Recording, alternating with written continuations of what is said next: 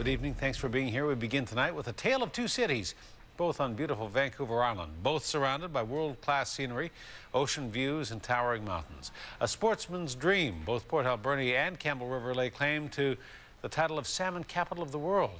But tonight, both cities find themselves on a list that no community wants to be on, among the 10 worst places to live in all of Canada.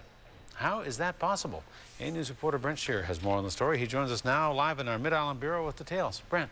Hudson, both Campbell River and Port Alberni may be questioning how Money Sense magazine determines its rankings, and they aren't the only communities on Vancouver Island wondering if this magazine has much sense. Money Sense magazine calls Port Alberni a perennial loser. Try telling that to people enjoying the sun at Harbour Quay today. I love this place, and I think it should be #1 place to live. It's a nice community. It's a beautiful community. It doesn't deserve recognition as a terrible city. It's a beautiful city. In 2008, Port Alberni had the dubious distinction of being the worst place to live in the country, according to the magazine. This year, it's up a few spots, sitting at 175th place out of 179 communities. I think it's crap. I mean, I've lived here for 40 years, and I think it's one of the most beautiful places that you can possibly go to. This is Hawaii of Canada here, so.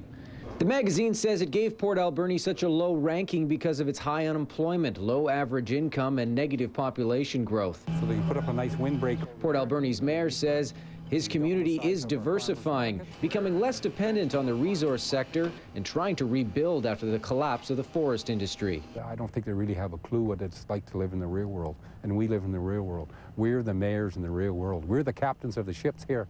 Them guys are just a bunch of rowers. So that's how I look at it.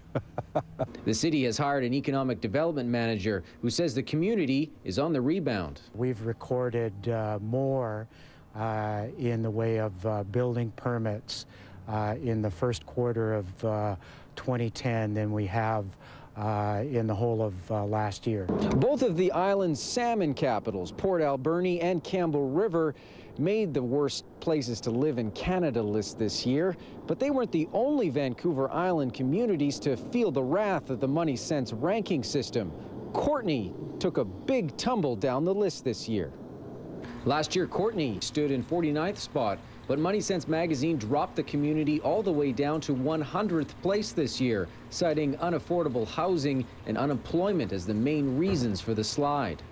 Despite their ranking, I know that people are still moving here in droves, and one of the concerns, of course, is the affordable housing, and that's an issue that Council is struggling to address, as is Comox Council and the Village of Cumberland. The best place to live in the country? That honor went to Ottawa-Gatineau, taking the top spot from our capital city of Victoria, which fell to 8th place. After Port Alberni came in last place back in 2008, Mayor Ken McCrae says he called the editor of Money Sense magazine and invited him to stay at his home in Port Alberni so he could see firsthand what a wonderful community it actually is. Now, the mayor says the editor did not take him up on that offer, but adds the offer is still open. All right, Brent Shearer reporting. Brent, thank you.